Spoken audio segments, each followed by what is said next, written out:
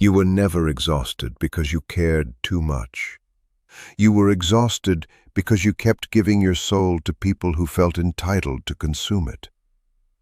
And the most painful part? Some of them knew exactly what they were doing. There is one decision that changes an empath's entire life forever.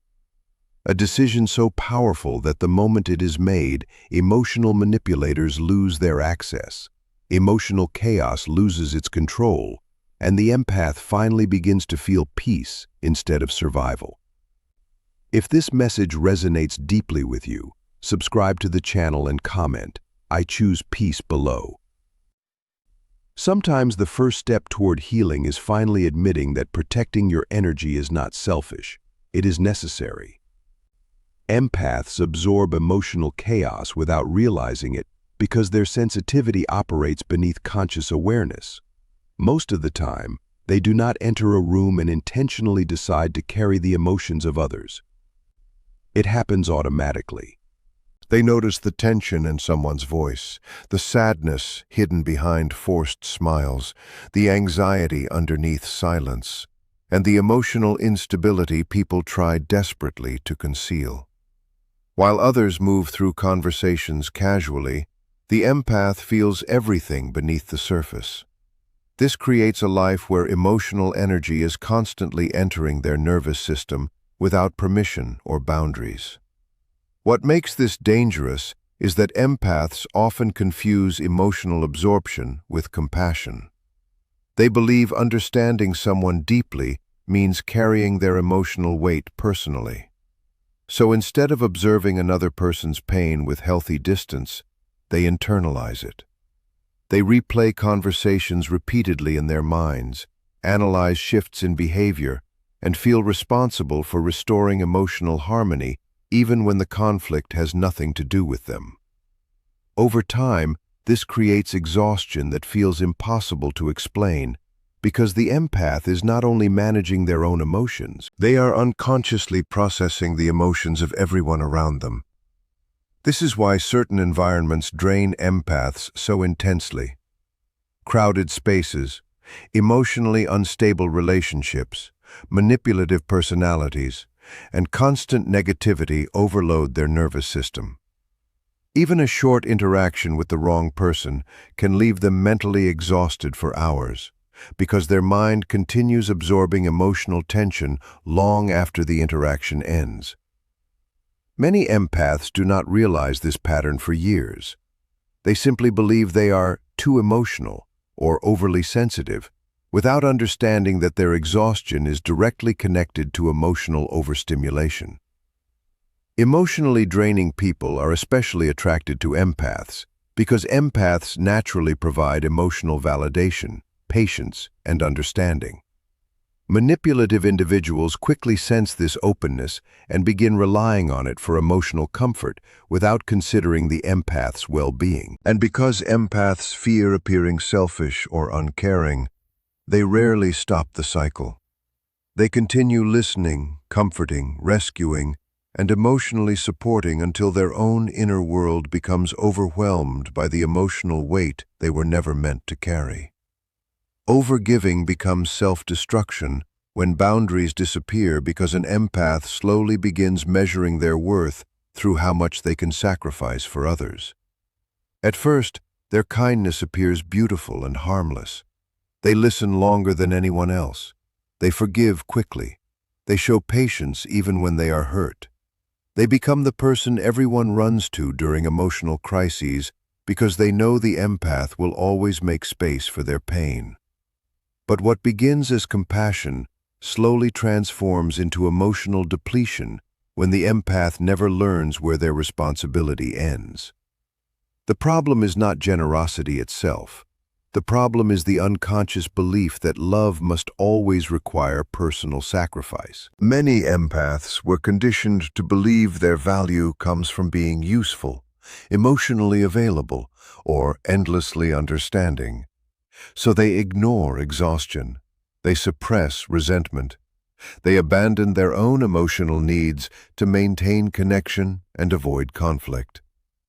Every time they say yes when their body wants to say no, They teach others that their limits do not matter. Over time, people become comfortable taking without considering the emotional cost. This creates relationships built on imbalance. The empath becomes the emotional caretaker, while others become emotionally dependent.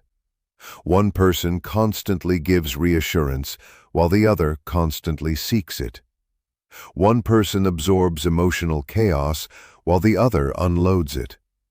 And because the empath fears disappointing people, they continue overextending themselves long after the relationship has become unhealthy. They confuse emotional suffering with loyalty. They believe enduring exhaustion proves the depth of their love. But eventually, the nervous system begins resisting what the mind keeps tolerating. The empath feels emotionally numb, mentally drained, anxious without explanation, or disconnected from themselves. Conversations begin feeling heavy. Rest no longer restores their energy because the deeper issue is not physical fatigue. It is emotional overexposure. They have spent so much time prioritizing the emotional comfort of others that they no longer recognize their own needs, desires, or limits. Without boundaries, kindness stops being healing and becomes self-erasure. The empath slowly disappears inside relationships where their emotional labor is expected but rarely reciprocated. And the tragedy is that many people benefiting from the empath's overgiving never notice the damage because the empath hides their suffering behind understanding, patience, and silence. Emotional exhaustion is often mistaken for love because empaths experience intensity as emotional meaning, even when that intensity is rooted in imbalance, inconsistency, or instability. When someone repeatedly triggers strong emotional responses, confusion, longing, worry, relief after silence, or relief after reconnection, the nervous system begins to associate that cycle with attachment. Instead of recognizing it as emotional strain, the empath interprets it as depth. The more energy something consumes, the more real it feels to them, even when it is slowly draining their inner stability. This confusion happens because empaths are highly attuned to emotional nuance.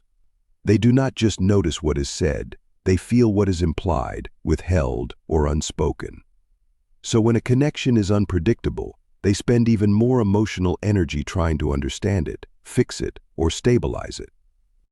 This creates a loop where anxiety becomes involvement and emotional unrest becomes evidence of caring. Calm, in contrast, can feel unfamiliar or even unimportant because it does not activate the same emotional intensity. Many emotionally unavailable or inconsistent relationships reinforce this pattern. Moments of closeness followed by withdrawal create emotional highs and lows that the empath mistakes for passion or depth. When someone returns after distance, the relief feels powerful. That relief is often misread as love, when in reality it is the nervous system calming after stress. Over time, the empath begins to chase resolution rather than peace, believing that if they can just fix the emotional inconsistency, the connection will finally feel safe. But real love does not continuously destabilize the nervous system. It does not create cycles of confusion followed by temporary comfort.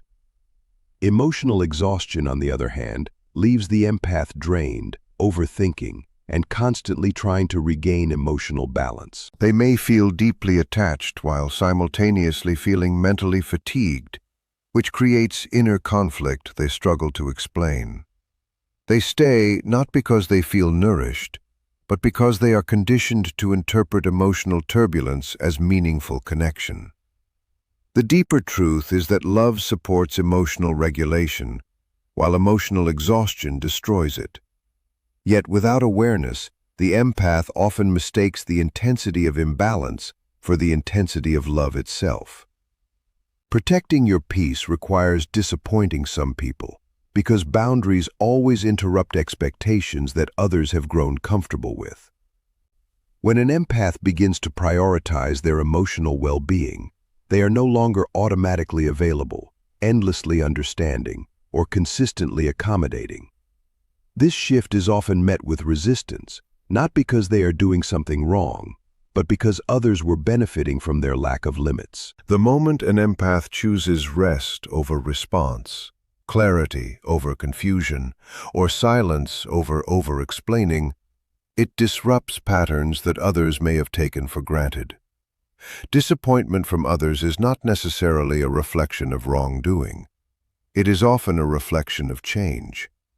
People who are used to receiving unlimited emotional access may feel confused or even rejected when that access becomes restricted. But what they are reacting to is not loss of love, it is loss of convenience. The empath who once absorbed emotional pressure without question is now no longer willing to carry what does not belong to them. And that naturally creates discomfort in relationships that were built on imbalance. For the empath, this becomes an internal conflict at first. Their sensitivity makes them highly aware of other people's emotional reactions, so disappointing someone can feel almost painful. They may overthink their decisions, question whether they are being selfish, or feel guilty for simply protecting their energy. This guilt is often the final emotional chain that keeps them overgiving long after they realize something is unhealthy.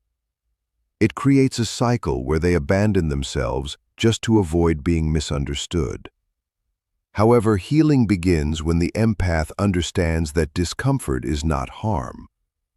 Someone else feeling disappointed does not automatically mean the empath has made the wrong choice. It simply means expectations are being rewritten, and every boundary that protects emotional stability will, at some point, feel uncomfortable to those who benefited from the absence of it. Over time, the empath learns that peace cannot coexist with constant emotional self-sacrifice. They begin to recognize that every yes given out of guilt becomes a no to themselves. And while disappointing others may feel difficult in the moment, continuing to abandon their own needs creates a deeper and more lasting emotional cost that eventually erases their sense of self. Not everyone deserves access to your emotional world, because emotional access is not just communication, it is energy exchange. For an empath, every conversation, every confession, and every moment of vulnerability creates a deep energetic imprint. When they allow someone into their inner emotional space, they are not simply sharing thoughts. They are opening a channel where feelings, intentions, and emotional patterns flow both ways. This is why access to an empath's inner world should never be automatic or unconditional. The difficulty is that empaths often assume openness is equal to authenticity. They believe that being emotionally available to everyone is a form of kindness or integrity. But in reality, unchecked openness can lead to emotional exposure that becomes harmful. Some people do not enter emotional spaces with respect or awareness. They may use vulnerability as a way to gain reassurance, validation, control, or emotional relief without considering the impact it has on the empath. And because empaths are naturally understanding, they often overlook these imbalances until they feel deeply drained. Over time, the empath learns that emotional energy is not neutral. Every interaction leaves a residue. Some people leave them feeling calm, grounded, and understood. Others leave them confused, heavy, anxious, or mentally overactive. This contrast becomes an important internal signal. It reveals that emotional access should not be distributed equally, but consciously chosen. Without this awareness, the empath becomes emotionally open to everyone, but protected from no one, which leads to subtle but continuous depletion. Another important realization is that emotional closeness does not always equal emotional safety. Some individuals may appear familiar, expressive, or even deeply connected, yet still lack emotional responsibility. They may take without balancing, receive without reciprocating, or engage without awareness of emotional impact. When an empath continues to give access in these situations, they gradually lose clarity about their own emotional boundaries and begin adapting to other people's emotional needs more than their own internal state. The shift begins when the empath understands that access is not a right granted by connection alone. It must be earned through consistency, respect, and emotional reciprocity. Once this understanding becomes embodied, they stop giving unrestricted emotional entry to people who cannot handle it responsibly. Silence and distance can become forms of self-respect because they represent the moment an empath stops over-explaining their existence to be understood. For a long time, empaths believe that clarity will fix misunderstanding, that more words will create more connection, and that if they just explain themselves well enough, others will finally see their intentions correctly. But this often leads to emotional exhaustion, because not every misunderstanding comes from confusion. Some come from unwillingness to understand. When an empath keeps speaking in environments where their voice is not truly received, they begin to drain themselves emotionally. They repeat themselves, justify their feelings, soften their truth, and try to make their emotional experience more acceptable to others. Over time, this creates a pattern where communication is no longer about connection, but about survival within the relationship. They start adjusting their truth to reduce conflict, even when it means disconnecting from themselves. Silence becomes powerful at the point where words no longer bring clarity, but cost emotional energy. Instead of continuing cycles of explanation that lead nowhere, the empath begins to recognize that their peace does not require constant verbal validation. They realize that being understood is not always within their control, but protecting their inner stability is. In that moment, silence is no longer avoidance, it becomes awareness. It becomes the decision to stop investing emotional effort into spaces that do not return understanding. Distance works in a similar way. It is not always about leaving people permanently, but about stepping out of emotional environments that repeatedly create confusion or depletion. When the empath creates distance, they are not punishing others, they are regulating themselves. They are allowing their nervous system to return to balance without external interference. This distance gives them the clarity they could not access while constantly emotionally engaged. Over time, they begin to understand that respect for themselves does not always look like explanation or confrontation. Sometimes it looks like stepping back, observing without reacting, and refusing to engage in dynamics that repeatedly erase their emotional experience. In this way, silence and distance become not absence of love, but presence of self-respect expressed through restraint and emotional preservation. Guilt keeps empaths trapped in unhealthy connections because it activates their deepest conditioning, the belief that hurting others is more unacceptable than hurting themselves. Even when a relationship becomes emotionally draining, imbalanced, or consistently unsafe for their well-being, the empath often struggles to leave because leaving feels like causing pain. This emotional response is not logical. It is deeply ingrained in their sensitivity. They feel other people's disappointment, sadness, or frustration so strongly that it begins to outweigh their own internal suffering. This creates a psychological imbalance, where the empath's discomfort is minimized while the emotional reactions of others are amplified in their mind. They may feel exhausted, misunderstood, or emotionally neglected, yet still hesitate to create distance because they anticipate the emotional impact their absence will have on someone else. In this way, guilt becomes a silent form of control. It does not force them to stay directly. It convinces them that staying is morally better than leaving, even when staying is slowly damaging them. Many unhealthy connections survive purely because the empath takes responsibility for emotions that are not theirs. They feel responsible for explaining their boundaries in a way that does not upset others. They feel responsible for softening their needs so they are easier to accept. They feel responsible for maintaining harmony even at the cost of their own emotional stability. Over time, this repeated self-abandonment becomes normalized, and they begin to believe that their role in relationships is to accommodate, not to be accommodated. The deeper issue is that guilt disguises itself as compassion. It tells the empath that they are being kind, understanding, and mature by staying in situations that drain them. But true compassion does not require self-erasure. It does not demand continuous emotional sacrifice. Instead, it recognizes that both people in a connection matter equally. When this balance is missing, guilt becomes a barrier to truth, preventing the empath from acknowledging that their needs are equally valid. Breaking this pattern requires the empath to recognize that emotional discomfort in others is not automatically a signal that they have done something wrong. It is often simply a reaction to change. And while guilt may still appear when they begin to prioritize themselves, it gradually loses power when they stop treating it as an instruction and start seeing it as an old emotional habit that no longer defines their choices.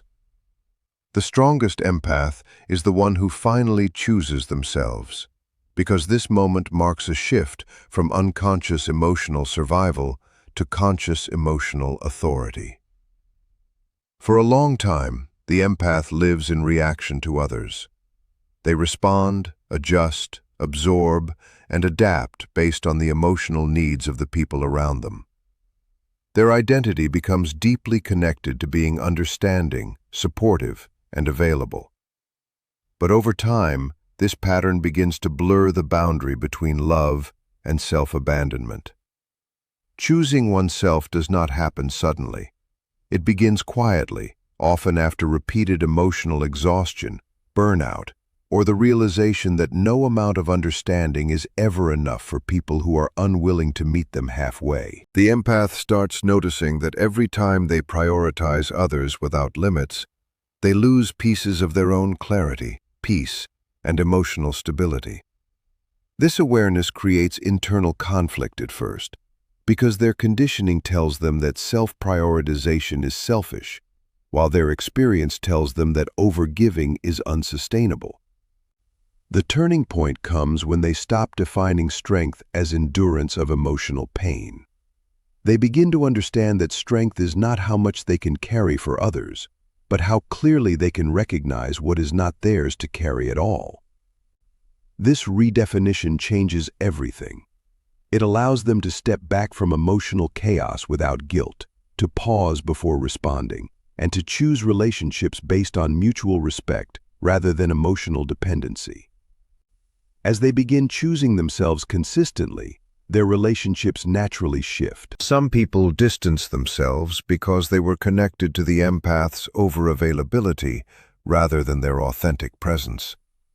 Others adjust and begin showing more respect, awareness, and balance. This filtering process is uncomfortable at first, but it reveals a deeper truth.